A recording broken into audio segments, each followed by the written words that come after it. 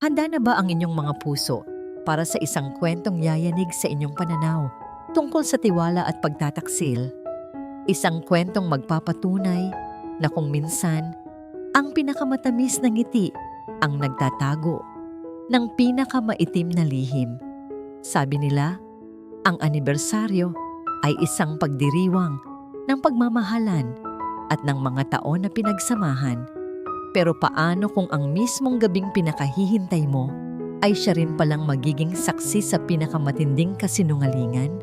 Napaka-perpekto ng gabi. Ang hangin sa labas ng Villa Luningning ay may dalang amoy ng mga puting rosas. Mula sa hardin, humahalo sa halimuyak ng mamahaling pabango ng mga bisita.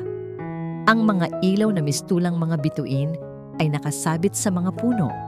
At ang mahinang tunog ng isang string quartet ay nagbibigay buhay sa kanilang ika-15 anibersaryo ni Datu. Lahat ay perpekto sa paningin, lahat maliban sa nararamdaman ni Amara. Mula sa kanyang kinatatayuan, tanaw niya ang kanyang asawa. Si Datu Lacson, ang CEO ng Sinagtec, ay nakikipagtawanan sa mga kasosyo sa negosyo. Gwapo, matikas, at nasa kanya ang atensyon ng lahat. Ngunit sa tuwing magtatama ang kanilang mga mata, may isang pader na hindi kayang tibagin ng mga ngiti.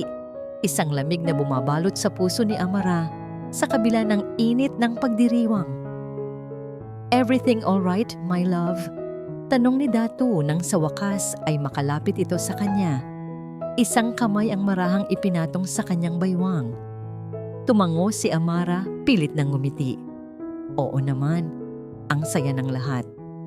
"Mabuti kung ganon," sagot nito. Ngunit ang mga mata ay muling lumibot sa paligid. Tila may ibang hinahanap. May kung anong kumirot sa dibdib ni Amara. Sa loob ng 15 taon, isinuko niya ang kanyang pangarap na maging isang arkitekto para maging ina sa kanilang kambal na sina Alab at Dalisay at para maging ang asawang laging nasa likod ni Datu. Pero nitong mga huling buwan, pakiramdam niya ay anino na lang siya sa sarili niyang buhay. Nang matapos ang salo-salo at makaalis na ang mga bisita, ang katahimikan sa loob ng mansyon ay mas nakakabingi pa kaysa sa ingay kanina. Pumasok sila sa kanilang silid-tulugan, isang lugar na dati saksi sa kanilang pagmamahalan, ngunit ngayoy parang isang malawak na espasyo na naghihiwalay sa kanila. Inabot ni Datu ang isang maliit na kahon na gawa sa pelus. "Happy anniversary, Amara." Binuksan niya ito, isang kwintas na perlas. Maganda, mamahalin, ngunit walang buhay, walang init, katulad ng mga mata nang nagbigay nito. "Salamat," halos pabulong niyang sabi. Isinuot niya ito sa kanyang leeg. Humarap siya kay Datu, naghihintay ng isang yakap, isang tunay na halik. Yumuko si Datu at idinampi ang kanyang mga labi sa labi ni Amara. Isang halik na malamig, walang kaluluwa, isang obligasyon. Iyon na marahil ang pinakamasakit na naramdaman niya sa buong gabi. "May kailangan lang akong tapusin na trabaho," sabi ni Datu at pumasok sa banyo. Naiwan si Amara na nakatayo, yakap ang sarili. Ang mga perlas ay parang mga yelo sa kanyang balat. Ilang sandali pa, umilaw ang telepono ni Datu na naiwan sa ibabaw ng kama. Hindi niya ugaling pakialaman ang gamit nito, pero may kung anong nag-udyok sa kanya na tignan yon. Isang notifikasyon mula sa isang MD. Ang mensahe ay maikli, ngunit parang punyal na tumusok sa kanyang puso. "I'm waiting. The real celebration begins with me." Nabitawan ni Amara ang telepono na para siyang napaso. Ang kanyang paghinga ay bumilis at ang kanyang mga kamay ay nagsimulang manginig. "MD? Sino si MD?" Ang tunay na selebrasyon? Nang lumabas si Datu mula sa banyo, suot na nito ang isang mamahaling polo. "Aalis ka?" tanong ni Amara. Ang boses ay nanginginig. "Oo, bigla ang meeting. It's about the new expansion project. You know how it is," sagot nito habang isinusuot ang relos. Hindi man lang siya tinignan. "Datu, sino si MD?" Natigilan si Datu. Dahan-dahan itong lumingon sa kanya, Isang kunot sa noo. What are you talking about? Nakita ko ang text sa telepono mo. Isang sandaling katahimikan. Pagkatapos, isang mahinang tawa ang kumawala sa mga labi ni Datu. Lumapit ito sa kanya at hinawakan ang kanyang mga balikat. Amara, my love, pagod ka lang. MD stands for Marketing Department. May problema sa bagong campaign at kailangan ako doon. Masyado kang nag-iisip. Ang paliwanag ay napakakinis, napakadaling paniwalaan, pero hindi nito maipaliwanag ang lamig sa mga mata nito o ang pakiramdam ng panlilinlang na bumabalot sa buong silid. Don't wait up, sabi nito, at hinalikan siya sa noo bago mabilis na tumalikod at lumabas ng kwarto. Naiwan si Amara, nalilito sa pagitan ng sinasabi ng kanyang isip at ng isinisigaw ng kanyang puso. Umupo siya sa gilid ng kama. Ang luha ay nagsimulang mamuo sa kanyang mga mata. Baka nga pagod lang siya. Baka nga nag-overthink lang siya. Ilang minuto siyang nakatulala nang marinig niya ang tunog ng isang email notification mula sa kanyang laptop. Tamad niya itong binuksan. Iniisip na baka isa lang itong spam. Ngunit ang subject line ay nakakuha ng kanyang atensyon. Ang katotohanang kailangan mong malaman. Galing ito sa isang anonymous na sender. Nag-aalangan man ay binuksan niya ito. Meron itong isang attachment, isang litrato. Nang mag-load ang imahe, isang malakas na hikbi ang kumawala sa kanyang lalamunan. Nasa isang madilim at eleganteng bar si Datu.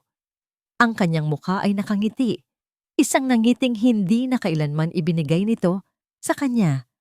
At sa kanyang mga bisig na kayakap ng mahigpit ay isang babaeng napakaganda. Ang kanilang mga labi ay magkadikit sa isang mainit at mapusok na halik.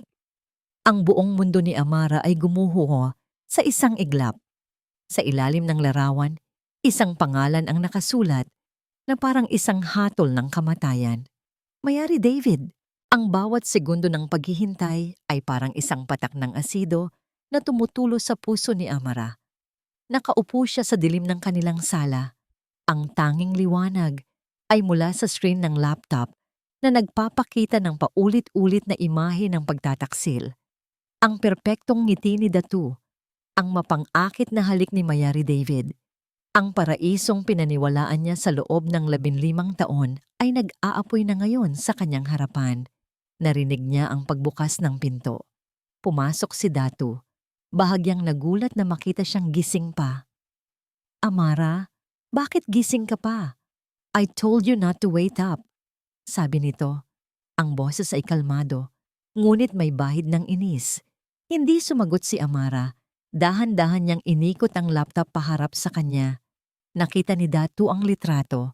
Sa isang iglap, nawala ang lahat ng pagkukunwari sa kanyang mukha. Ang pagkagulat ay napalitan ng pamilyar na lamig. Hindi siya nag-abala na magsinungaling. Hindi na. Saan mo nakuha yan? Iyon lang ang tanong niya. Tumayo si Amara. Ang panginginig ng kanyang katawan ay napalitan ng isang tapang na hindi niya alam na taglay niya. Mahalaga pa ba kung saan ko nakuha? Ang mahalaga, Datu, ay totoo. Lahat ng hinala ko, lahat ng gabing hindi ka umuuwi, lahat ng lamig mo sa akin, ito ang dahilan. Humalakhak si Datu, isang tawang walang kagalakan, isang tawang puno ng pangungutya. Talaga? Ngayon mo lang nalaman? Akala ko pa naman matalino ka, Amara. Ang tagal mong naging bulag. Ang bawat salita ay isang sampal. Mas masakit pa kaysa sa sampal na pisikal. Bakit, Datu? Bakit? Halos paos niyang tanong. Ang luha ay malayang dumadaloy sa kanyang mga pisngi. Ibinigay ko sa iyo ang lahat. Eksakto, sagot ni Datu. Lumapit ito sa bar at nagsalin ng alak sa baso. Ibinigay mo ang lahat. Masyado kang naging kampante. Masyado kang naging predictable. Nakalimutan mo na kung sino ka bago mo ako nakilala. Naging isa ka na lang anino. Uminom ito ng diretsyo. Tapos na tayo, Amara. Matagal na. Tapos na. Paulit-ulit niyang sinabi. Hindi makapaniwala. Ganun lang yon.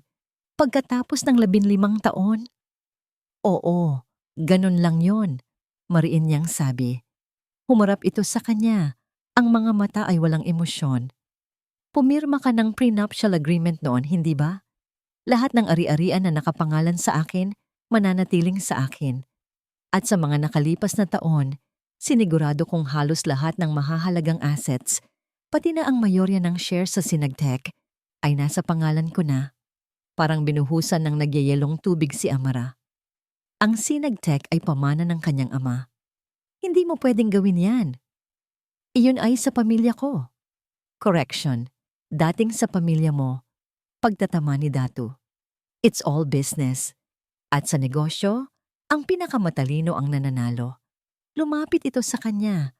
Ang muka ay ilang pulgada na lang ang layo. Kaya heto ang kasunduan. Aalis ka sa pamamahay na ito. Bibigyan kita ng sapat na pera para makapagsimula ka. Pero ang mga bata, may iwan sa akin. Hindi. Sigaw ni siya. Isang sigaw na nagmula sa kaibuturan ng kanyang kaluluwa bilang isang ina. Ang mga anak ko, hindi mo sila makukuha. Isang ngisi ang gumuhit sa mga labi ni Datu. Subukan mo akong labanan sa korte, Amara, at sisiguraduhin kong ipipinta kita bilang isang ina na unstable ang pag-iisip, isang asawang praning at selosa. Sino sa tingin mo ang paniniwalaan ng korte? Ang isang respetadong CEO o ang isang housewife na wala ng sariling pag-iisip? Gumuho ang lahat ng lakas ni Amara. Napaluhod siya sa sahig, humahagulgol. Ang lalaking pinakasalan niya, ang ama ng kanyang mga anak, ay isang halimaw. Nang gabing iyon, sa unang pagkakataon, natulog si Amara sa guest room. Bawat sulok ng mansyon ay sumisigaw ng mga alaala, na ngayon ay puro kasinungalingan na lang. Kinaumagahan, naroon si Tia Ginhawa, ang kanilang matapat na kasambahay, na may dalang isang basong tubig at mga matang puno ng pag-aalala. Mama Mara. Niyakap ni Amara ang matanda at doon ibinuhos ang lahat ng sakit. Si Tia Ginhawa na nag-alaga sa kanya mula pagkabata ay tahimik lang na hinahaplos ang kanyang likod. Walang tanong. Puro pag-unawa. Andito lang ako. Nak, andito lang ako. Paulit-ulit na bulong nito. Ngunit ang kaunting ginhawa ay agad ding binawi. Isang motor ng isang courier ang huminto sa tapat ng kanilang gate. May inihatid na isang malaking brown envelope para kay Mrs. Amara Luningning Lacson. Nanginginig ang mga kamay niya habang binubuksan ito. Sa loob, naroon ang mga papeles ng diborsyo, nakasulat sa itim at puti ang lahat ng sinabi ni Datu. Ang mga probisyon ay malupit at walang awa. Tinatanggalan siya ng karapatan sa halos lahat ng bagay. At sa pinakahuling pahina, ang petisyon para sa sole custody ng mga bata na nakabase sa kanyang di umano'y emotional and psychological instability. Nabitawan niya ang mga papel.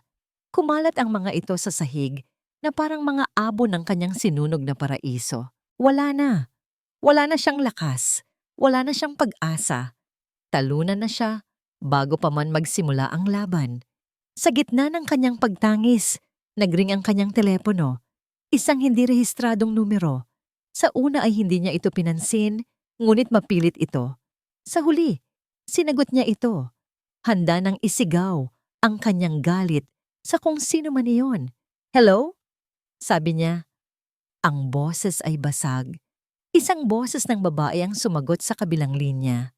Kalmado, kontrolado, at pamilyar sa isang paraan na nagpatindig ng kanyang mga balahibo. Mrs. Lacson, we need to talk. My name is Mayari David. Natigilan si Amara. Ang pangalan na sumira sa kanyang buhay. Bago pa man siya makasigaw ng mga sumpa, nagpatuloy ang babae. Ang mga sumunod nitong sinabi ang nagpabago sa lahat. Hindi ako ang kaaway mo. Ang bawat hibla ng pagkatao ni Amara ay sumisigaw na huwag pumunta. Ang makipagkita sa babaeng sumira ng kanyang pamilya ay isang kabaliwan. Ngunit ang boses sa kabilang linya, kalmado, tiyak, at may pahiwatig na hindi ito isang simpleng alitan ng mga babae, ay pumukaw sa isang bagay sa loob niya. Isang bagay na mas malakas pa sa galit. Ang desperasyon. Wala na siyang pag-aari. Wala na siyang kapangyarihan. Ano pa ba ang mawawala sa kanya? Ang kapihan payapa ay isang maliit na lugar na nakatago sa isang eskinita sa siyudad ng Silangan. Kabaligtaran ng pangalan nito, walang kapayapaan sa puso ni Amara habang papasok siya. Nakita niya agad si Mayari David sa isang sulok, nakaupo ng tuwid. Ang ganda nito ay tila isang insulto.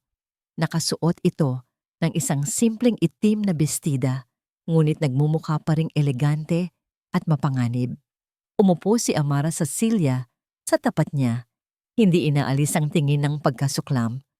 Anong kailangan mo sa akin? Simula niya. Ang boses ay matigas at walang anumang pahiwatig ng pagiging magalang. Hindi natinag si Mayari.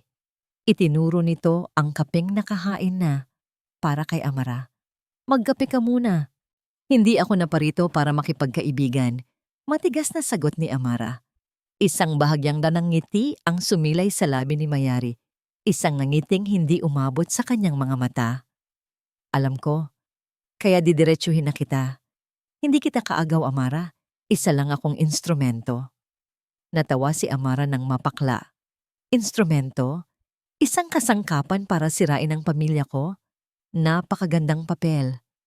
Hindi, sabi ni Mayari. At sa unang pagkakataon, nakita ni Amara ang kislap ng galit sa mga mata nito. Isa akong instrumento para sa paghihiganti. Inilabas ni Mayari mula sa kanyang bag ang isang manipis na folder. Inilapag niya ito sa lamesa at dahan-dahang itinulak palapit kay Amara. Kilala mo ba si Gunita Villacruz? Kumunot ang noo ni Amara. Ang pangalan ay pamilyar, isang lumang alaala. Siya ang dating business partner ng papa. Namatay siya sa isang aksidente sa construction site, di ba? Nalugi ang kumpanya niya pagkatapos noon. Hindi iyon aksidente. Maring sabi ni Mayari. Binuksan niya ang folder. Sa loob ay may mga lumang litrato. Isang masayang pamilya. Isang batang babae na nakangiti sa tabi ng isang lalaking nasa katanghalian ng edad. Si Gunita Villacruz, ang aking ama. Parang may kung anong sumabog sa isipan ni Amara. Pinagkabit-kabit niya ang mga piraso. Ang ama ni Mayari. Ang partner ng kanyang papa. Ang pagkamatay. Ang aksidente na iyon. Pagpapatuloy ni Mayari, ang boses ay puno ng pait. Ay kagagawa ng isang taong gustong makuha ang lahat ng pag-aari ng papa ko. Isang taong sinabotahe ang proyekto para palabasin na pabaya ang papa. At pagkatapos ay binili ang kumpanya sa napakamurang halaga habang abala kami sa pagluluksa. Ang taong yun ay si Datu Lacson. Napatakip si Amara sa kanyang bibig. Ang kwento ay napakapamilyar. Ang Sinagtech ay nabuo mula sa pagsasanib ng kumpanya ng kanyang ama at ng mga natirang assets mula sa na-bankrupt na kumpanya ni Mr. Villacruz. Palaging sinasabi ni Datu na isa yung matalinong business move. Ang relasyon ko kay Datu, sabi ni Mayari, ay hindi tungkol sa pag-ibig. Ito ay tungkol sa pagkuha ng impormasyon, sa paglapit sa kanya para mahanap ang mga ebidensyang magpapatunay sa kanyang ginawa. 5 taon, Amara. 5 taon kong tiniis ang pagiging kabit niya para lang sa araw na ito. Napatingin si Amara sa babaeng nasa harapan niya. Ang galit niya ay unti-unting napapalitan ng pagkamangha at takot. Ang babaeng ito ay hindi isang simpleng mga agaw. Isa siyang sundalong nasa gitna ng isang matagal ng digmaan. Bakit mo sinasabi sa akin to? Tanong ni Amara. Dahil kailangan kita. Diretsong sagot ni Mayari. Nakuha ko na ang mga maliliit na detalye, pero ang mga pinakamatibay na ebidensya ay nakatago sa mga lugar na tanging ikaw lang, bilang asawa niya, ang maaaring magkaroon ng access.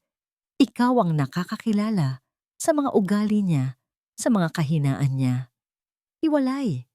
Kaya niya tayong durugin, Pero kung magsasama tayo, Amara, we can bring him to his knees. Isang alyansa. Isang kasunduan sa demonyo, naisip ni Amara. Ang magtiwala sa babaeng kahalikan ng asawa niya sa litrato?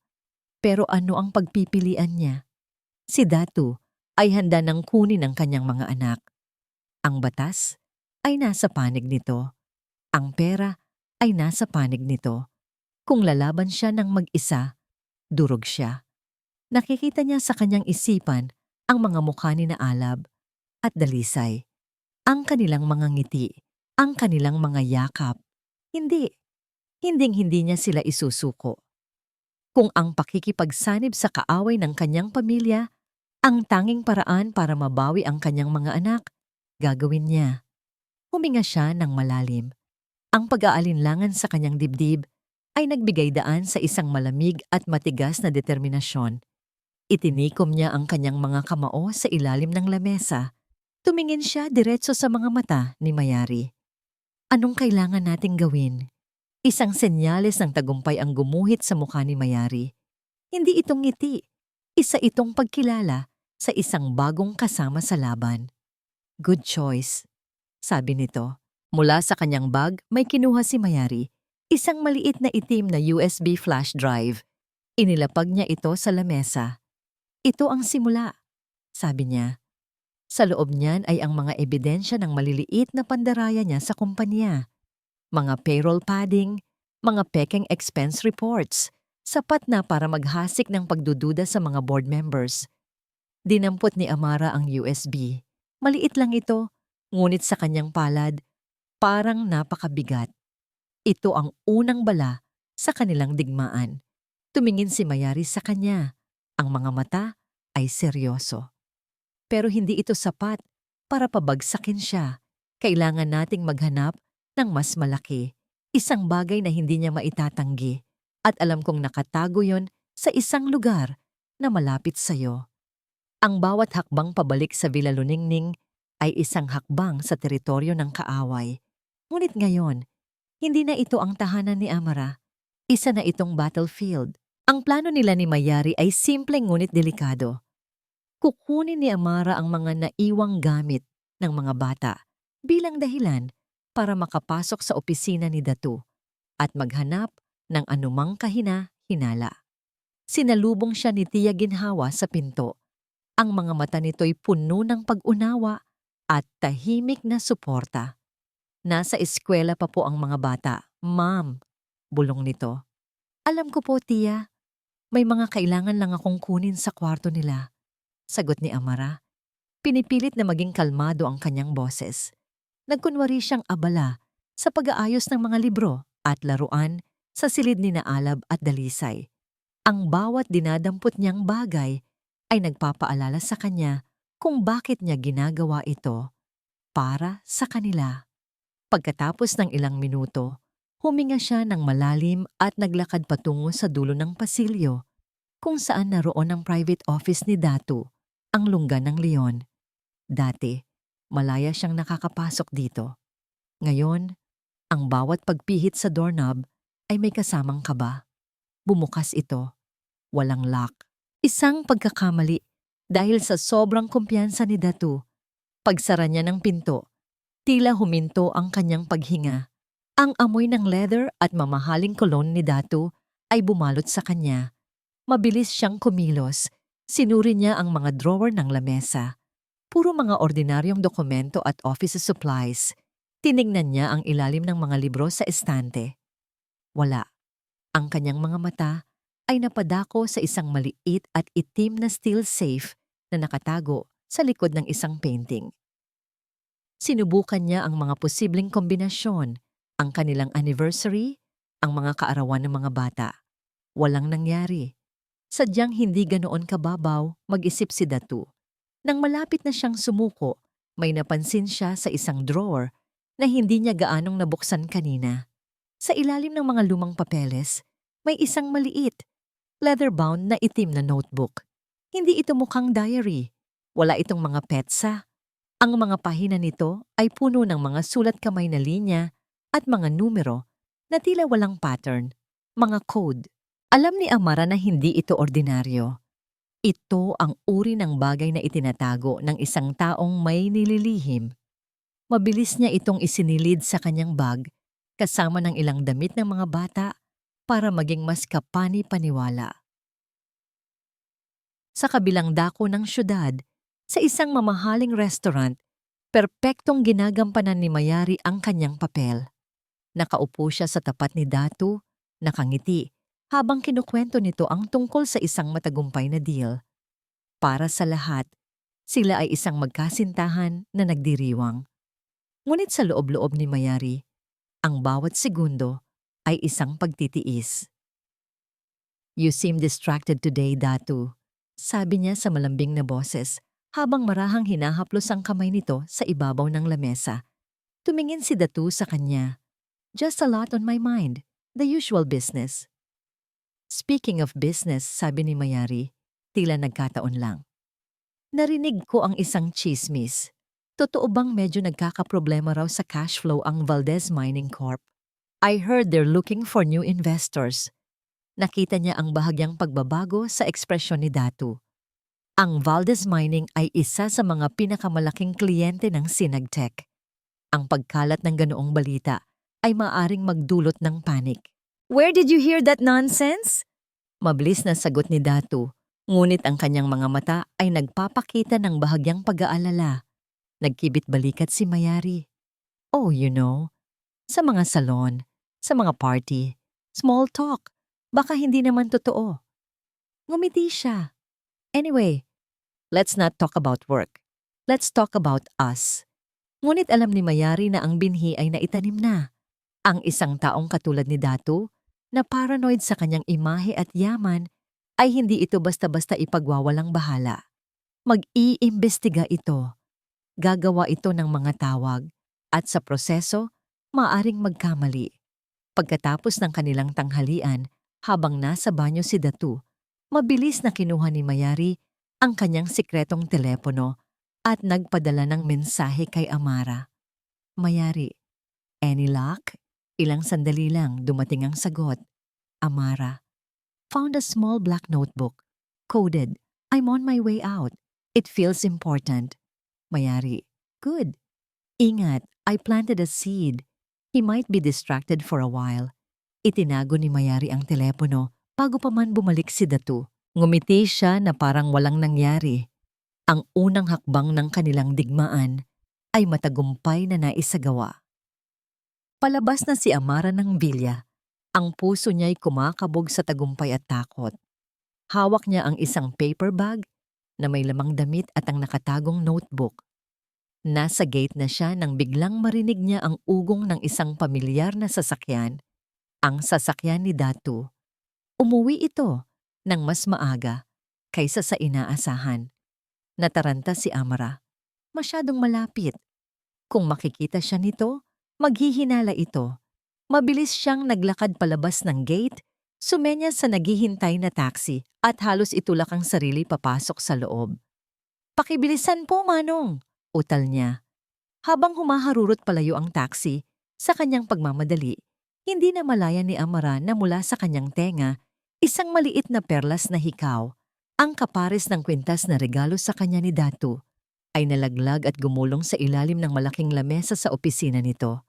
Naiwan itong kumikinang sa dilim, isang tahimik na testigo sa kanyang pagpasok, isang bombang naghihintay na matuklasan.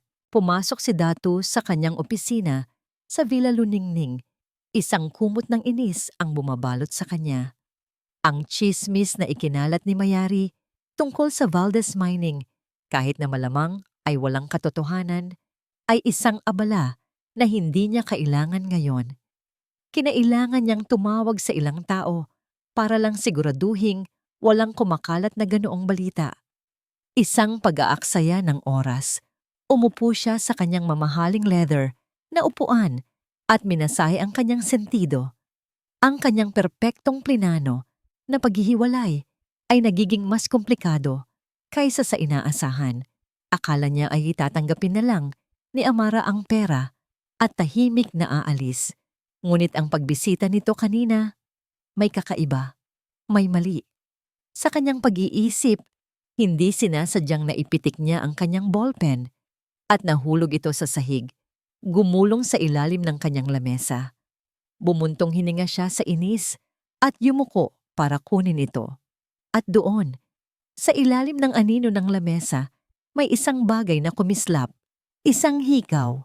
Isang maliit na perlas na hikaw. Kinunutan niya ito ng noo at dinampot. Pinagmasdan niya ito sa kanyang palad. Pamilyar ito. Napakapamilyar. Ito ang kapares ng kwintas na ibinigay niya kay Amara para sa kanilang anibersaryo. Ang hikaw na suot nito noong gabing iyon. Ang malamig na hinala ay gumapang sa kanyang sistema. Paanong napunta ang hikaw ni Amara dito? Sa ilalim ng kanyang lamesa? Sa loob ng kanyang pribadong opisina? Bigla niyang naalala ang biglaang pag-uwi niya, ang pagmamadali ni Amara na umalis, ang paper bag na dala nito. Sinabi nitong kinuha lang ang damit ng mga bata. Isang perpektong dahilan, masyadong perpekto. Ang imahe ni Amara, ang mahinahon, ang mapagmahal, ang halos sunod-sunurang asawa, ay biglang nabasag sa kanyang isipan. Napalitan ito ng imahe ng isang taong nagpapanggap, isang magnanakaw sa dilim. Hindi. Hindi niya ito matatanggap. Siya si Datu Lacson. Siya ang laging isang hakbang sa unahan. Siya ang kumokontrol ng laro. Ang babaeng minsan niyang minahal. At ngayon ay kinaiinisan ay hindi niya hahayaang maging isang balakid. Isang malamig at determinadong nanggiti ang sumilay sa kanyang mga labi. Kung gusto ni Amara ng laban, bibigyan niya ito ng isang digmaan na hinding-hindi nito mapapanalunan. Dinampot niya ang kanyang telepono, hindi ang numerong alam ng lahat, kundi ang isang burner phone na para lamang sa mga importanteng transaksyon. Una niyang tinawagan ang isang pribadong investigador, isang taong may kaduda-dudang reputasyon, ngunit napaka-epektibo. "I have a job for you," sabi niya nang walang pag-aalinlangan. "My wife, Amara Luningning Lacson. Gusto kong malaman ang lahat. Saan siya pumupunta? Sino ang mga kinakausap niya? Bawat galaw. Maliwanag?" "Yes, sir," sagot ng boses sa kabilang linya. Pagkatapos noon, ang kanyang abogado naman ang tinawagan niya. "Reyes?" Simula niya, ang boses ay puno ng pekeng pag-aalala. "I think we need to expedite things. Amara, she's not taking this well. Nagiging erratic na siya. Pumasok siya sa bahay kanina, naghalongkat ng mga gamit. I'm worried for the kids. I want you to file for sole custody immediately. Use psychological instability as the primary grounds. And one more thing, freeze all her supplementary accounts now." Habang ibinibigay niya ang mga utos, nakatingin siya sa hikaw na nasa kanyang palad. Isang paalala ng kanyang kapangyarihan. Isang simbolo ng kahinaan ni Amara na gagamitin niya laban dito. Kinabukasan, ang mga report ay nagsimulang dumating. Isang tawag mula sa bangko na nagkukumpirma na ang lahat ng credit cards at bank accounts ni Amara ay frozen na. Nilaro niya sa kanyang isipan ang eksena. Si Amara na nasa isang grocery o sa isang department store at napapahiya dahil tinanggihan ang kanyang card. Napangisi siya. Pagkatapos, isang text mula kay Attorney Reyes. "Papers served. She received them personally." Naisip niya ang itsura ni Amara habang binabasa ang mga kasinungalingan at akusasyon na maglalayo sa kanya sa kanyang mga anak. Ang kasiyahan ay parang mamahaling alak na dumaloy sa kanyang mga ugat. Ito ang nararapat sa mga taong kumakalaban sa kanya. Ang ganap na pagkasira. Gabi na. Nakaupo si Datu sa kanyang opisina, umiinom ng whiskey, ninanamnam ang kanyang tagumpay nang mag-vibrate ang kanyang burner phone. Isang mensahe mula sa investigador. Mayroon itong isang attachment, isang litrato. Binuksan niya ito. Ang litrato ay malinaw. Nakaupo sa isang mesa sa isang kapihan sina Amara at Mayari David. Seryoso ang kanilang pag-uusap. Hindi ito mukhang isang komprontasyon sa pagitan ng asawa at ng kabit. Mukha itong isang pagpupulong, isang pagpaplano. Ang lahat ng piraso ay biglang nagkabit-kabit sa kanyang isipan. Ang tsismis ni Mayari, ang pangangalkal ni Amara. Hindi ito nagkataon lang. Ang baso ng whiskey ay halos mabasag sa kanyang pagkakahawak. Ang kanyang galit ay hindi mainit. Ito ay nagyayelo. Isang malamig at nakamamatay na galit, nilinlang siya. Pinaglalaruan siya ng dalawang babaeng minamaliit niya. Ibinaba niya ang baso at tinitigan ang litrato sa screen ng telepono. Isang tawang mahina at nakakakilabot ang kumawala sa kanya. So the two bitches are working together. Bulong niya sa katahimikan ng gabi. Tumingin siya sa dilim sa labas ng bintana. Ang kanyang refleksyon ay nagpapakita ng isang halimaw na handa ng Manila. Let's see who plays this game better. Ang maliit na apartment na tinutuluyan ni Amara ay parang isang kulungan. Ang bawat sulok ay sumisigaw ng kanyang pagkatalo. Ang mga credit card niya ay wala ng silbi. Ang trinatong natanggap niya mula sa korte ay isang malupit na paalala na sa loob lamang ng ilang linggo, maaari niyang tuluyang mawala ang karapatan, kinaalab at dalisay. Ang mga akusasyon ni Datu, psychological instability, erratic behavior, ay mga kasinungalingan na napakadaling gawing katotohanan sa mata ng batas, lalo na kapag wala kang pera para sa isang mahusay na abogado. Tinawagan niya si Mayari.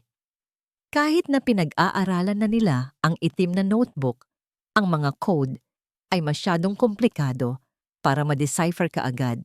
Kailangan nila ng oras, isang bagay na wala na si Amara. Wala na, Mayari. Sabi ni Amara sa telepono, ang boses ay basag at puno ng pagkatalo. He's cornered me. Wala akong pera. Wala akong laban. Huwag kang sumuko, Amara.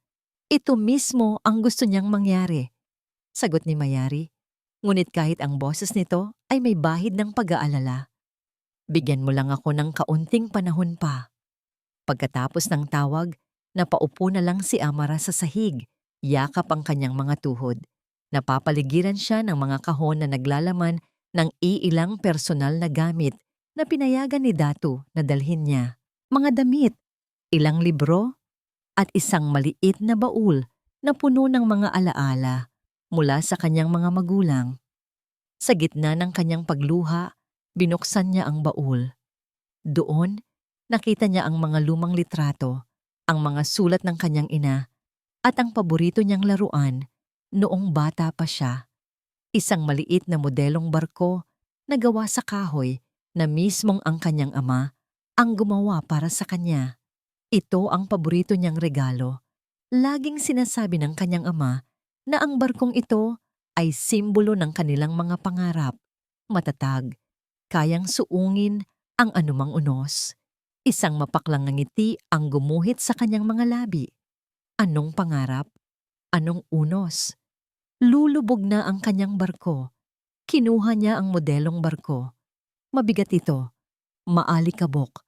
Habang hinahaplos niya ang makinis nitong katawan, napansin niya ang isang maliit na siwang sa ilalim nito na hindi niya kailanman nakita noon. Sa kanyang kalungkutan at kawalan ng pag-iingat, nadulas ito mula sa kanyang nanginginig na mga kamay at bumagsak sa sahig. Crack! Ang tunog ng nababasag na kahoy ay umalingaw-ngaw sa tahimik na silid. Nabiyak ang ilalim ng barko. Napaiyak si Amara. Pati ba naman ang huling alaala ng kanyang ama ay kailangan pang masira. Yumuko siya para pulutin ang mga piraso. Ngunit sa kanyang pagkabigla, napansin niya na ang loob ng barko ay guwangi.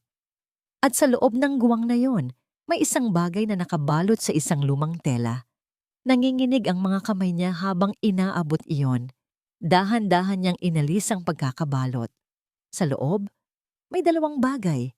Ang una ay isang maliit at antigong susi. Mayroon itong numero at ang pangalan ng isang bangko na halos kinalimutan na ng panahon. Banco de Oro de Silangan. Isang safety deposit box key. Ang pangalawa ay isang nakatuping papel. Isang sulat. Ang sulat kamay ay pamilyar.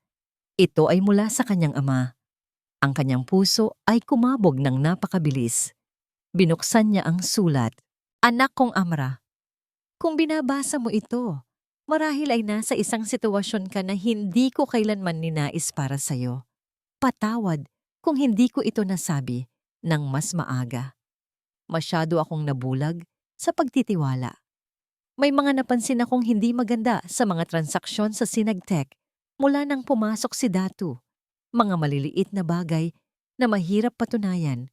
Nag-iimbestiga ako ng palihim. Ang susi na ito ay para sa isang safety deposit box kung saan ko itinago ang mga kopya ng orihinal na dokumento ng kumpanya, pati na ang mga ebidensya ng mga kahina-hinalang kasunduan na ginawa niya sa likod ko. Natatakot ako na balang araw ay agawin niya ang lahat ng pinaghirapan natin. Hindi ko alam kung ano ang kaya niyang gawin, pero ang pakiramdam ko ay hindi siya mapagkakatiwalaan. Gamitin mo ito para protektahan ang sarili mo at ang iyong kinabukasan. Ang susi na ito ang magiging panangga mo. Nagmamahal, Papa. Ang mga luha na kaninay dahil sa kalungkutan ay napalitan ng mga luha ng pagkabigla, pighati at isang bagong tuklas na pag-asa. Hindi siya nag-iisa. Kahit na mula sa kabilang buhay, ang kanyang ama ay gumawa ng paraan para protektahan siya. Ang biyuda de Bala na hinahanap nila ni Mayari ay nasa kanyang mga kamay pala sa buong panahon. Nang walang pag-aaksaya ng oras, kinuha niya ang kanyang telepono. Ang kanyang mga daliri ay nanginginig pa rin, ngunit ang kanyang boses ay buo na at puno ng determinasyon nang sagutin ni Mayari ang tawag.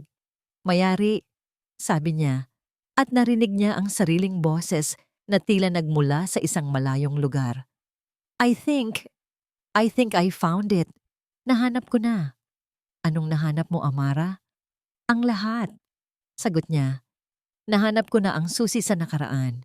Katahimikan sa kabilang linya. Pagkatapos ay isang tanong mula kay Mayari, puno ng pag-asa at pag-aapura. Nasaan ka? Pupuntahan kita.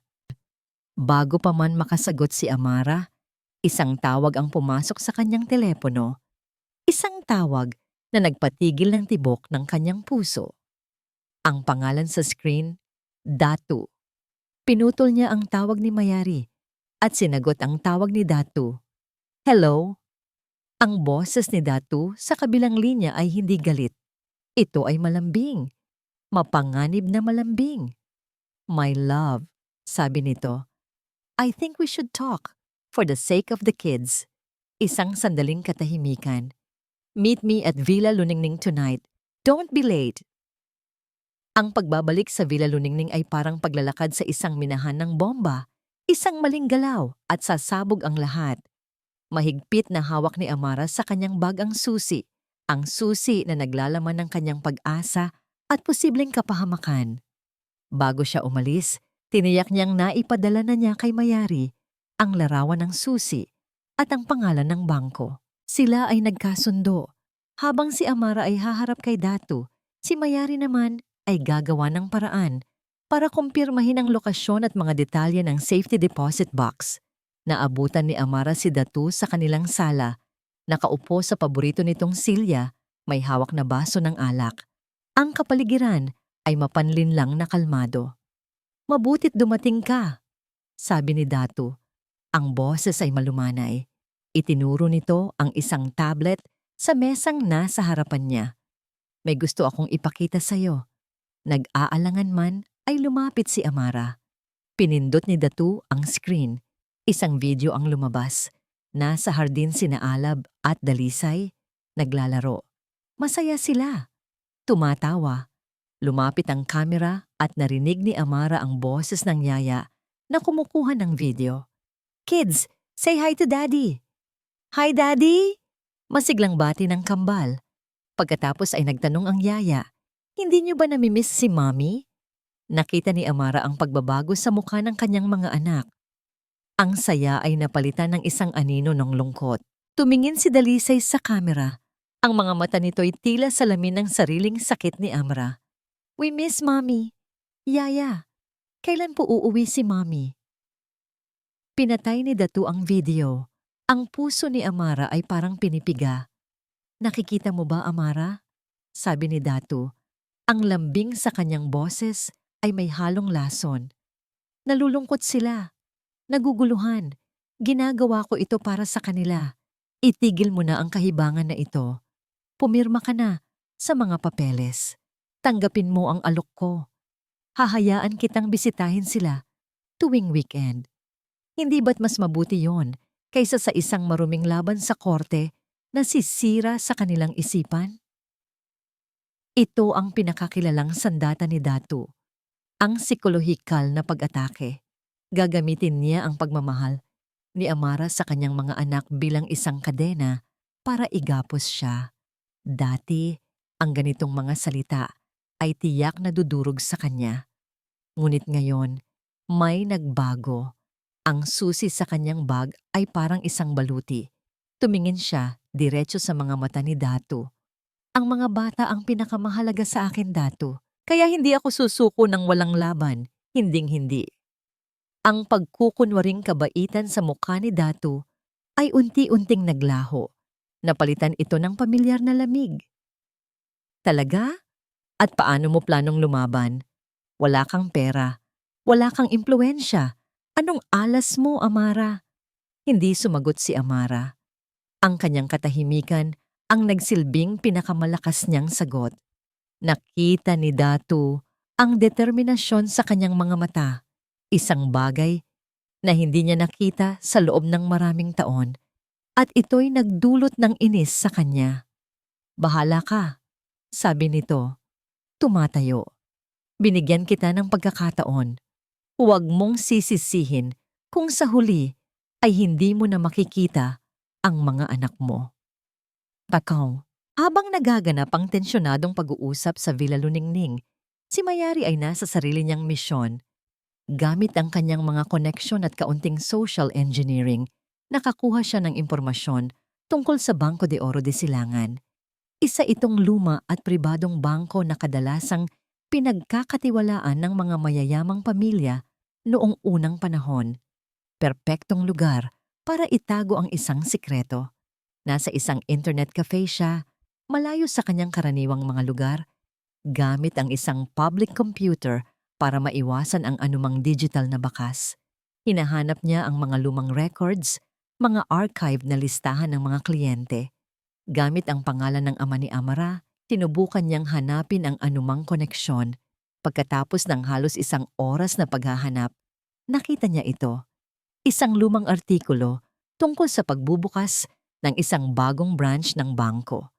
Sa listahan ng mga founding clients na inimbitahan, naroon ang pangalan ng ama ni Amara, Engr Miguel Luningning. Ito na ang kumpirmasyon. Ang susi ay totoo. Ang safety deposit box ay nag-e-exist. Agad siyang nag-log out at sinira ang lahat ng kanyang browser history. Kinuha niya ang kanyang sikretong telepono at tinext si Amara. Isang simpleng mensahe na magbibigay dito ng lakas. Mayari, it's legit. Bangko de Oro de Silangan, main branch. We go tomorrow. Baki. Nakatayo na si Amara sa may pintuan, handa nang umalis. Ang bawat sandali sa loob ng bahay na yon ay nakakasakal. Aalis ka na agad? Tanong ni Datu. May pang-uuyam sa kanyang tono. Hindi ka ba magpapaalam man lang sa mga alaala mo rito? Hindi siya lumingon.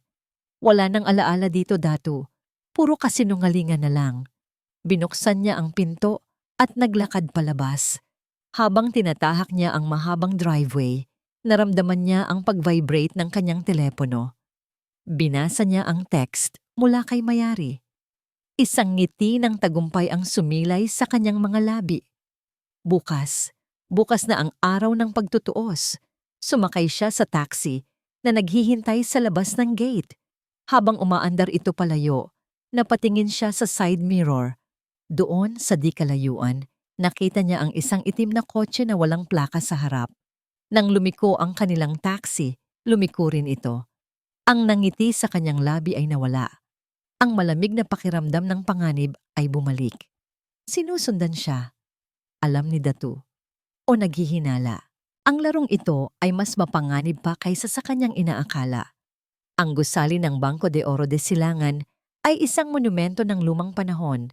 Mataas ang kisame, gawa sa marmol ang sahig, at may amoy ng lumang papel at pera. Bawat hakbang ni Amara at Mayari sa loob ay may kasamang bigat at kasaysayan. Alam nila na sinusundan sila.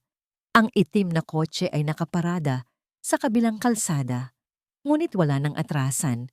Kailangan nilang makuha ang nasa loob ng kahon bago pa man makagawa ng hakbang si Datu. Sa vault ng bangko, sa harap ng isang pader ng mga metal na kahon, ginamit ng bank manager ang master key kasabay ng susi ni Amara. Sa isang marahang click, bumukas ang pinto ng safety deposit box number 143. Huminga ng malalim si Amara bago hinila ang mabigat na metal na kahon. Inilapag nila ito sa isang lamesa sa loob ng isang pribadong silid. Nanginginig ang kamay nilang dalawa habang binubuksan ang takip. Sa loob, naroon ang lahat. Isang makapal na folder na puno ng mga dokumento. Ang original na Articles of Incorporation ng Sinagtec na malinaw na nagsasaad na 51% ng shares ay pag-aari ng pamilya Luningning. Mga kopya ng mga bank statement na nagpapakita ng mga malalaking transfer ng pera mula sa accounts ng Sinagtec patungo sa mga offshore accounts na nakapangalan kay Datu. At ang pinakamatibay na ebidensya, isang hiwalay na folder na may etiketang GV Project. Nang buksan ito ni Mayari, ang kanyang mga mata ay nanlaki. Naroon ang mga orihinal na blueprints ng proyekto ng kanyang ama, mga purchase order para sa mga substandard na materyales na may pekeng pirma, at isang sworn statement mula sa isang dating empleyado na nagpapatunay na inutusan sila ni Datu na isabotahe ang pundasyon ng gusali. Diyos ko! Bulong ni Mayari, ang mga luha ay nagsimulang mamuo sa kanyang mga mata. Narito lahat. Ang pruweba na pinatay niya si Papa. Si Amara naman ay nakatingin sa mga dokumento ng Sinagtec. Ang panloloko ni Datu ay hindi lang simpleng pag-agaw. Ito ay isang sistematikong pagnanakaw sa loob ng maraming taon. Ang lahat ng kailangan nila para idiin siya ay nasa kanilang mga kamay na. Nakuha na natin siya, sabi ni Amara, isang ngiti ng tagumpay at ginhawa ang sumilay sa kanyang labi. Sa unang pagkakataon, sa loob ng napakatagal na panahon, naramdaman niyang kaya niyang huminga muli. Nagkatinginan sila ni Mayari, dalawang babaeng pinag-isa ng sakit at pagtataksil, at sa kanilang mga mata, may kislap ng pag-asa. Nagyakapan sila, isang yakap ng pasasalamat at ng nalalapit na tagumpay. Mabilis nilang inayos ang mga dokumento at isinilid sa isang malaking briefcase na dala ni Mayari. Ang bawat papel ay parang ginto. Ito ang kanilang kalayaan, ang kanilang hustisya. Ngunit ang kanilang tagumpay ay panandalian lamang. Paglabas nila ng bangko, masaya at puno ng pag-asa, sinalubong sila ng isang eksenang hindi nila inaasahan. Dalawang sasakyan ng pulis ang nakaharang sa kanilang daraanan. Ang mga ilaw nito'y kumikislap. Mula sa mga sasakyan, bumaba ang ilang unipormadong pulis. Sina Ma'am Amara Lacson at Mayari David po ba? Tanong ng isang opisyal, ang boses ay formal at walang emosyon. Natigilan ang dalawa. Oo, kami nga po, bakit po? Tanong ni Amara, ang kaba ay biglang bumalik. May reklamo po kaming natanggap mula kay Mr. Datu Lacson, sabi ng pulis. Kayo daw po ay pumasok sa isang safety deposit box na pag-aari ng kumpanya at walang pahintulot na kinuha ang mga confidential na dokumento. Ito po ay corporate theft. Ano? Hindi totoo yan, sigaw ni Amara. Ang safety deposit box na ito ay personal na pag-aari ng aking ama. Kailangan po nating dalhin ang mga dokumentong yan sa istasyon bilang ebidensya at kailangan nyo rin pong sumama sa amin para sa interogasyon, sabi ng pulis. Hindi pinapansin ang kanyang pagprotesta. Kasabay nito, isang pamilyar na itim na Mercedes-Benz ang huminto sa likod ng mga sasakyan ng pulis. Bumaba mula rito si Datu, suot ang isang mamahaling suit Ang muka ay nagpapakita ng pekeng pag-aalala. Amara, Mayari, anong ginagawa ninyo? Sabi niya, sapat na para marinig ng mga pulis. Sinubukan ko kayong pigilan. Ang mga dokumentong yan ay mahalaga para sa kumpanya. Naglakad siya palapit kay Amara na ngayon ay nanginginig na sa galit at pagkabigla. Ibinulong niya ito sa kanyang tenga. Sapat lang para siya ang makarinig. Ang bawat salita ay isang patalim. Akala mo ba hindi ko alam? Nauna ako ng isang hakbang. Habang abala kayo sa pagkuha ng mga papel, ang abogado ko naman ay abala sa pag-file ng injunction. Sa mata ng batas ngayon, ang kahon na yan at lahat ng laman yan ay asset ng Sinagtech. At kayo ay mga magnanakaw. Kinuha ng isang pulis ang briefcase mula sa kamay ni Mayari. Ang lahat ng kanilang pinaghirapan, ang lahat ng kanilang ebidensya, kinuha mula sa kanila. Game over, Amara. Huling bulong ni Datu bago lumayo at harapin ang mga pulis na may itsura ng isang biktima. You should have just taken the money. Hinawakan ng mga pulis ang braso ni Amara. Ang kanyang mundo ay muling gumuho. Sa pagkakataong ito, mas malakas, mas brutal. Ang lahat ay nawala. Ang interrogation room ay malamig at walang buhay, isang perpektong salamin ng nararamdaman ni Amara.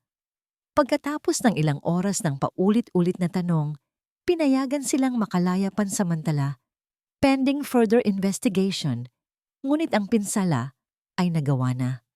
Ang mga dokumento ay nasa kamay na ng pulisya, na siguradong kontrolado ni Datu. Sila ni Mayari ay may kaso na ngayon ng corporate theft. At ang pinakamasakit sa lahat, ang panalo na abot kamay na nila ay naging isang bangungot. Bumalik sila sa apartment ni Amara. Ang katahimikan sa loob ng sasakyan ay mas mabigat pa sa anumang salita. Pagdating doon, napaupo na lang si Amara sa sofa, nakatingin sa kawalan. Ang lakas na ipinundar niya nitong mga nakaraang araw ay naglaho na parang bula. Tapos na, bulong niya. Natalo na tayo, Mayari. Paano ako lalaban ngayon? Kriminal na ang tingin sa akin. Paano ko pa mababawi ang mga anak ko?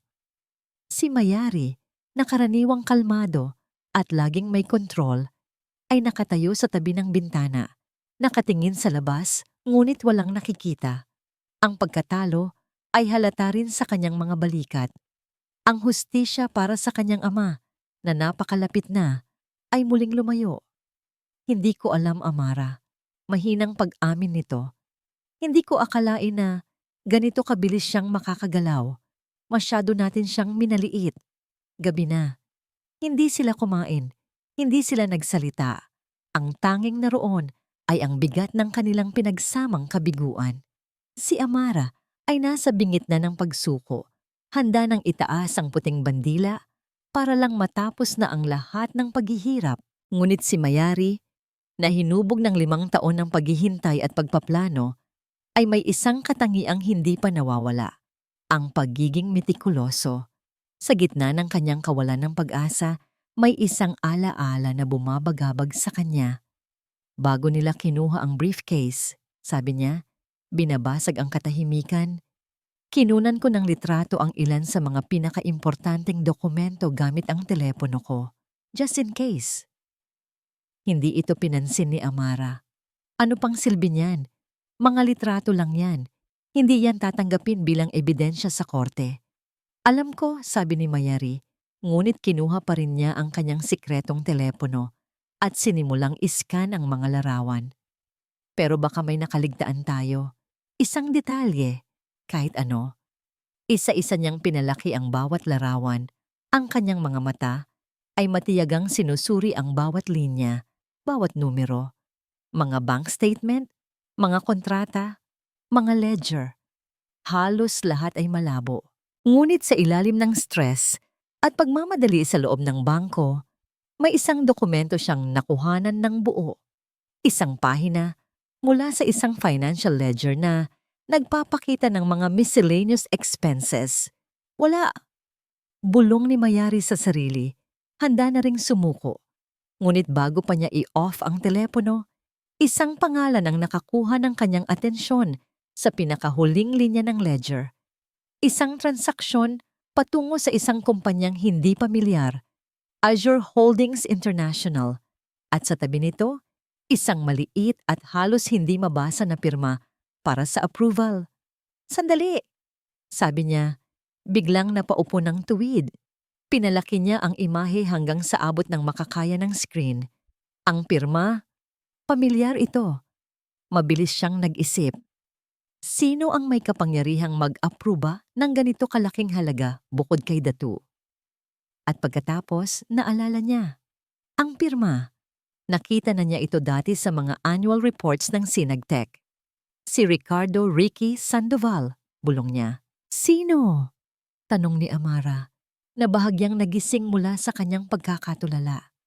Ang Chief Financial Officer, ang kanang kamay ni Datu.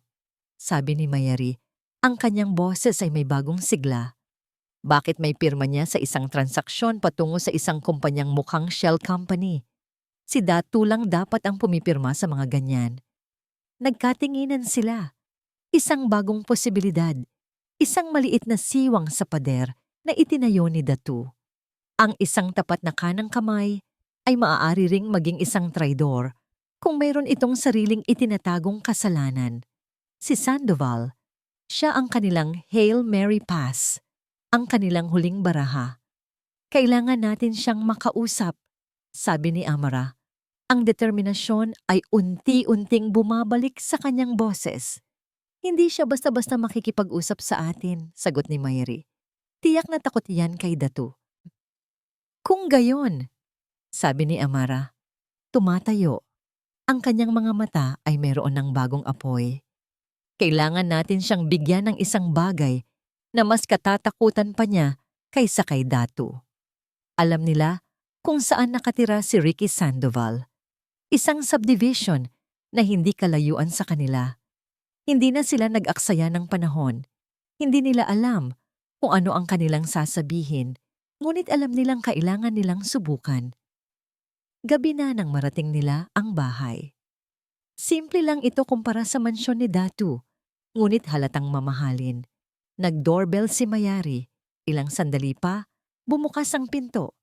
Isang lalaking nasa mid-40s, medyo kalbo, at nakasalamin ang lumabas. Si Ricky Sandoval. Nang makita niya si Mayari at sa likod nito si Amara, ang kulay sa kanyang mukha ay biglang nawala. Ang pagkagulat ay mabilis na napalitan ng takot. Anong ginagawa ninyo rito? Nautal niyang tanong. Hindi sumagot si Mayari. Tinitigan niya lang ito nang may lamig sa kanyang mga mata, isang tingin na tila tumatagos hanggang sa kaluluwa. Itinaas niya ang kanyang telepono. Ipinapakita ang malabong larawan ng ledger, ang transaksyon at ang pirma. Pagkatapos, nagsalita siya. Ang boses ay kalmado, ngunit may bigat ng isang sentensya. We know what you did, sabi niya. Now, you have a choice. Go down with Datu or help us and save yourself. Ang Grand Ballroom ng Silangan Hotel ay puno ng mga pinakamayayamang tao sa bansa. Mga miyembro ng board, mga investor, at mga mamamahayag ay naroon lahat para sa annual stockholders meeting ng Sinagtech. Sa entablado, nakatayo si Datu Lacson, nasa tuktok ng kanyang mundo. Ang kanyang mamahaling suit ay perpekto. Ang kanyang ngiti ay puno ng kumpiyansa. Kakatapos lang niyang ipresenta ang mga numerong maingat na minanipula para magmukhang kahanga-hanga. At kaya naman, sabi niya sa mikropono, ang kanyang boses ay umaalingaw-ngaw sa buong silid. Ang kinabukasan ng Sinagtech ay hindi lang maliwanag, ito ay nakakasilaw. At ako, bilang inyong CEO, ay nangangakong dadalhin ang kumpanyang ito sa mas mataas pang tagumpay. Palakpakan, malakas, nakakabingi. Para kay Datu, ito ang musika sa kanyang pandinig. Tumingin siya sa paligid, ninanamnamang sandali. Ang kaso laban kay Amara at Mayari ay nakahain na. Ang mga ebidensya ay nasa ligtas ng ng mga kamay. Wala nang hahadlang sa kanya. Ngunit sa gitna ng palakpakan, dahan-dahang bumukas ang malaking pinto sa likuran ng ballroom.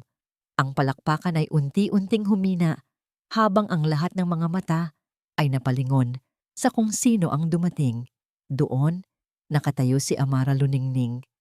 Hindi siya ang Amara na nakilala nila bilang isang tahimik na asawa na laging nasa likod ni Datu. Ang babaeng pumasok ay nakasuot ng isang simpleng ngunit eleganteng pulang bestida. Ang kanyang buhok ay maayos na nakapusod.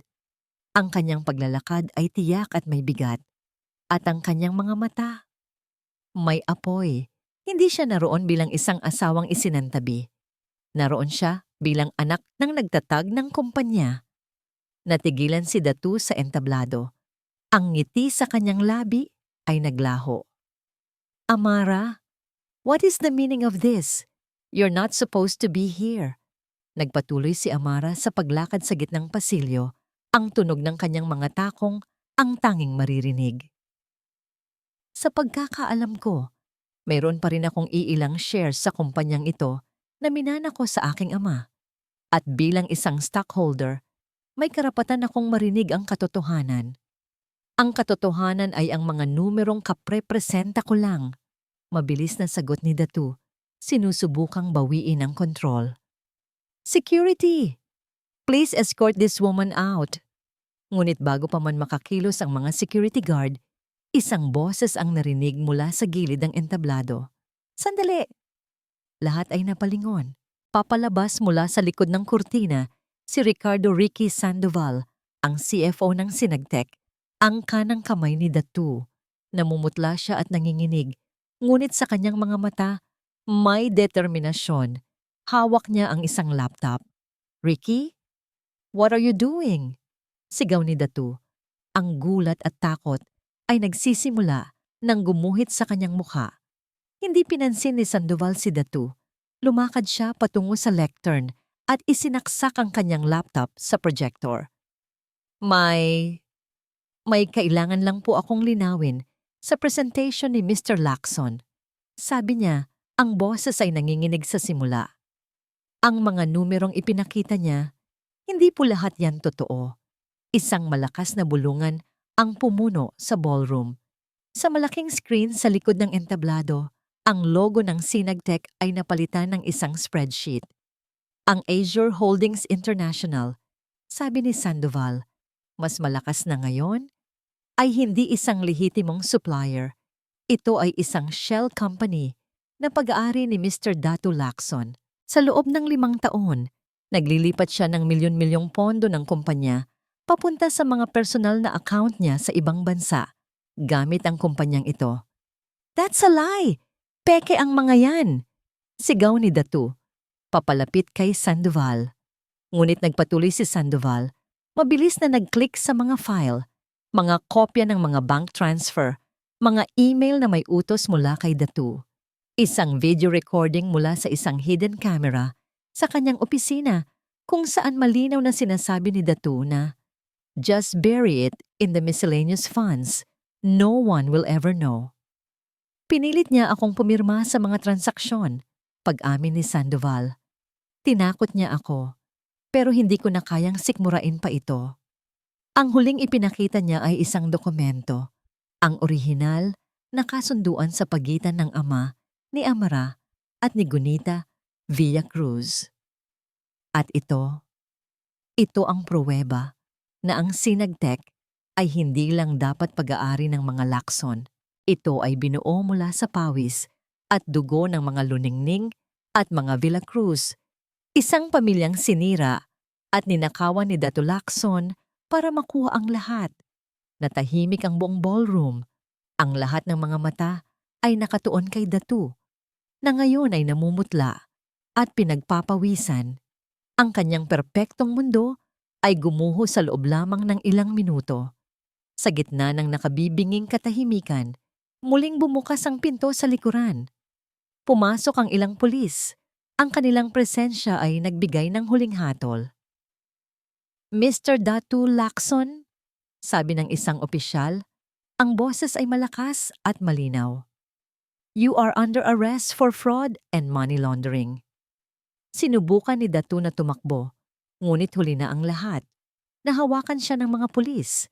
Habang pinupusasan siya, ang kanyang mga mata ay puno ng galit na tumingin kay Amara, na nakatayo pa rin sa gitna, matatag at hindi natitinag. Ang huling imahe na nakita ng lahat ay si Datu Lacson, ang makapangyarihang CEO, na kinaladkad palabas ng ballroom na parang isang ordinaryong kriminal. Ang kanyang imperyo ng kasinungalingan ay tuluyan ng gumuho. Ang mga sumunod na araw ay isang ipu-ipo ng kaguluhan. Ang balita tungkol sa pag-aresto kay Datu Lacson ay sumabog sa lahat ng media outlet. Ang Sinagtec ay nasa bingit ng pagbagsak. Ngunit para kay Amara at Mayari, ang ingay ng mundo sa labas ay tila isang malayong ugong. Ang mahalaga ay ang katahimikang unti-unting bumabalot sa kanilang mga puso. Tapos na ang digmaan. Isang hapon, ilang linggo matapos ang araw ng paghuhukom, nagkita sila sa Kapihan Payapa. Ang lugar kung saan nagsimula ang kanilang hindi inaasahang alyansa ay siya na ring lugar kung saan nila ito tatapusin. "Kamusta ka na?" tanong ni Mayari habang hinahalo ang kanyang kape. Ngumiti si Amara, isang tunay na ngiti na ngayon lang muling sumilay sa kanyang mga labi. Heto, sinusubukang buuin muli ang lahat. Ang mga bata, unti-unti na nilang naiintindihan. Ang mahalaga, kasama ko na sila. Pagkatapos ng iskandalo, mabilis na ibinasura ang kaso laban kay Amara at agad na ibinigay sa kanya ang full custody kina Alab at Dalisay. "Ikaw?" tanong pabalik ni Amara. Tumingin si Mayari sa labas ng bintana. Gumaan, may pakiramdam ng paglaya, pero meron pa ring espasyo na hindi mapunan. Nagkaintindihan sila. Ang tagumpay ay may kasamang pait. Ang hustisya ay hindi na maibabalik ang mga nawala. "May isang bagay pa akong kailangang gawin," sabi ni Amara. Ang kanyang boses ay seryoso. Isang huling pagtatapos. Kinabukasan, nagpunta si Amara sa City Jail. Ang lugar ay malamig at malungkot. Isang malaking kaibahan sa marangyang buhay na kinalakihan ni Datu. Nakita niya ito sa likod ng isang makapal na salamin, suot ang isang kulay kahel na uniforme. Ang dating aroganteng CEO ay mukha ng pagod at talunan. "Anong ginagawa mo rito?" tanong ni Datu. Ang boses ay puno ng galit. "Nandito ka ba para pagtawanan ako?" Umiling si Amara. "Hindi. Nandito ako para sa sarili ko." Di huminga siya ng malalim. "Sa kabila ng lahat ng ginawa mo, Datu, minsan mo akong minahal. O yun ang gusto kong paniwalaan. At minahal kita. Ibinigay ko ang lahat. Ang pagkakamali ko ay ang paglimot sa sarili ko sa proseso. Hindi na ako galit. Hindi na ako nasasaktan. Ang nararamdaman ko na lang ngayon ay awa." Tumingin siya diretso sa mga mata nito. "Nandito ako para sabihing tapos na talaga. Pinapalaya na kita sa puso ko at sa isip ko. Para sa akin, isa ka na lang alaala ng isang aral na hinding-hindi ko malilimutan. Paalam, Datu." Tumayo siya at tumalikod. Hindi na lumingon pa. Sa kanyang paglabas mula sa madilim na kulungan, sinalubong siya ng sikat ng araw. Sa unang pagkakataon, naramdaman niyang tunay siyang malaya. Sa parehong araw, nag-iisa namang nagpunta si Mayari sa sementeryo. Tumayo siya sa harap ng isang simpleng lapida na may pangalang Gunita Villacruz. Inilapag niya ang isang pumpon ng puting bulaklak. Hinaplos niya ang malamig na marmol. "Papa," bulong niya. Ang mga luha ay nagsimulang dumaloy. "Natapos na po. Nakuha na natin ang hustisya." Sa loob ng maraming taon, ang buhay niya ay umikot sa paghihiganti. Iyon ang nagbigay sa kanya ng lakas, ng direksyon. Ngayong wala na yon, may isang pakiramdam ng kawalan. Sino na siya ngayon kung hindi na siya ang anak na naghahanap ng hustisya? "Alam kong gusto niyo akong maging masaya, Papa," sabi niya habang pinupunasan ng kanyang mga luha. "Pangako, sisimulan ko na ngayon. Magiging masaya na po ako. para sa inyo.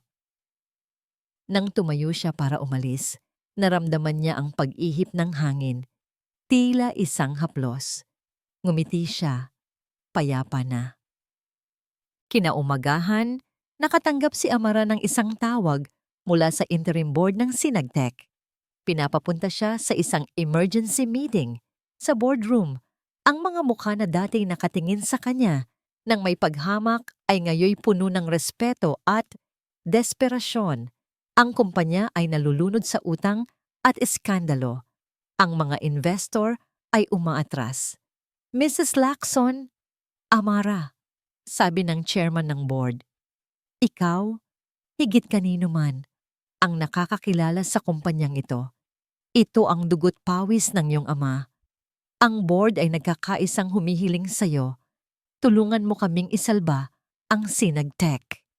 Inalok nila sa kanya ang isang posisyon na hindi niya kailanman pinangarap. Isang posisyon na isinuko niya para sa pamilya. We are offering you the position of interim CEO. Natahimik si Amara. Ang bigat ng responsibilidad ay tila lumapag sa kanyang mga balikat. Tumingin siya sa labas ng bintana ng boardroom sa syudad na nasa ibaba. Ito na ba ang kanyang bagong simula? Ang pagkakataon para muling buuin hindi lang ang kumpanya ng kanyang ama, kundi pati na rin ang kanyang sarili, makalipas ang 6 na buwan. Ang lobby ng dating gusali ng Sinagtec ay nabago. Mas maliwanag, mas moderno. At sa pader sa likod ng reception desk, isang bagong pangalan ang nakaukit sa pilak ng mga letra. Hiraya Innovations. Sa loob ng conference hall, nakatayo si Amara Luningning sa entablado.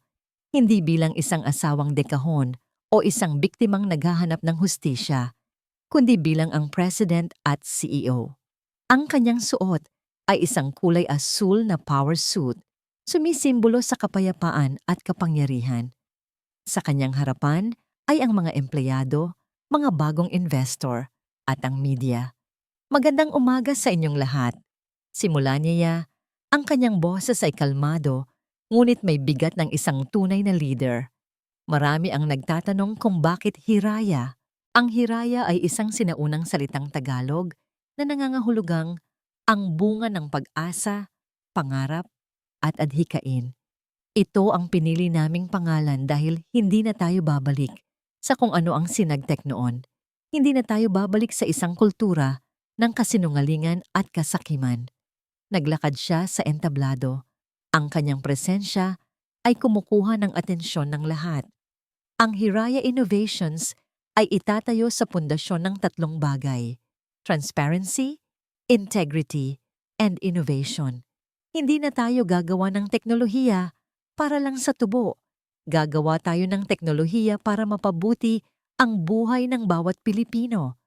Mula sa abo ng kahapon, itatayo natin ang isang mas magandang kinabukasan. Ito ang aking pangako sa inyo. Isang masigabong palakpakan ang sumunod. Sa gilid ng entablado, nakatayo si Mayari David nakangiti.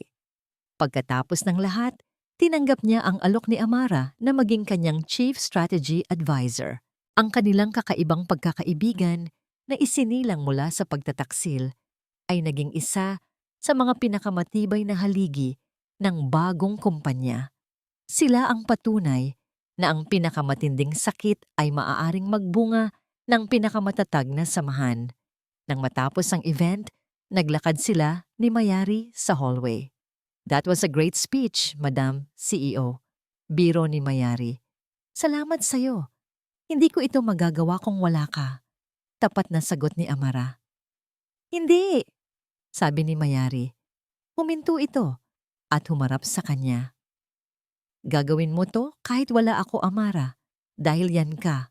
Matatag, matapang. Kailangan mo lang ng isang tulak para maalala mo. Naganggitian sila. Walang bahid ng nakaraan. Tanging paggalang at pagkakaibigan na lamang.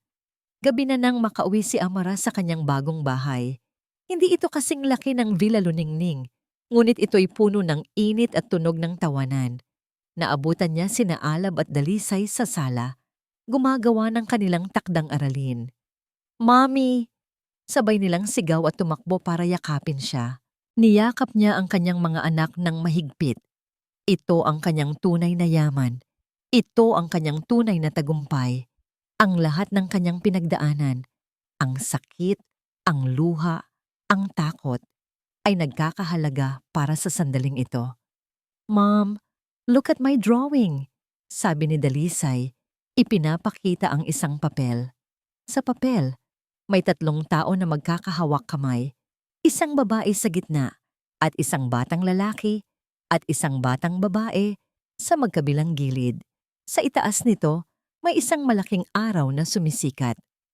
It's beautiful, anak, sabi ni Amara. Hinahalikan ng noo ng kanyang anak. Nang gabing iyon, pagkatapos niyang patulugin ang mga bata, tumayo si Amara sa kanyang balkonahe. Hawak ang isang tasang tsaa. Tanaw niya mula roon ang mga ilaw ng syudad ng silangan. Dati, ang mga ilaw na yon ay simbolo ng kapangyarihan ni Datu. Ngayon, para sa kanya, ang mga ito ay mga bituin, mga simbolo ng walang katapusang posibilidad. Hindi na siya ang Amara na nagkulong sa kanyang mundo para sa pag-ibig. Hindi na rin siya ang Amara na puno ng galit at pagnanais na maghiganti. Siya na si Amara Luningning, isang ina, isang leader, isang babaeng muling natagpuan ang kanyang sariling liwanag. At sa kanyang bagong buhay, ang hiraya ay hindi na lamang isang salita. Ito na ang kanyang katotohanan. Ngumiti siya sa ilalim ng buwan, isang nangiting tunay, payapa, at puno ng pag-asa. At dito nagtatapos ang kwento ni Amara. Isang kwento ng pagbangon mula sa pagkadapa at pagpapatunay na ang tunay na kalayaan ay hindi matatagpuan sa paghihiganti, kundi sa pagpapatawad, hindi para sa iba, kundi para sa sarili. Ang pinakamahalagang aral na iniiwan sa atin ng kanyang paglalakbay ay ito. Minsan, kailangan munang masira ang ating mundo para maitayo natin ang isang mas matibay at mas magandang pundasyon para sa ating kinabukasan. Maraming salamat po sa inyong pakikinig at pagsama sa amin sa kwentong ito. Sana po ay may napulot kayong aral at inspirasyon. Ano po kayang klaseng kwento ang gusto ninyong marinig sa susunod? I-comment nyo lang po sa ibaba. Ang inyong boses ay mahalaga sa amin. Hindi dito nagtatapos ang ating paglalakbay. Marami pa pong kwentong kasing ganda at mas puno ng aral dito sa aming channel. Kung nagustuhan nyo ang kwentong ito, i-like, i-share sa pamilya at mga kaibigan, at mag-subscribe na rin para lagi kayong updated sa mga susunod pa naming kwento. I-click nyo ang notification bell para kayo ang unang makarinig kapag may bago kaming upload. Pagpalain po kayo ng Panginoon, kayo at ang inyong buong pamilya. Hanggang sa muli.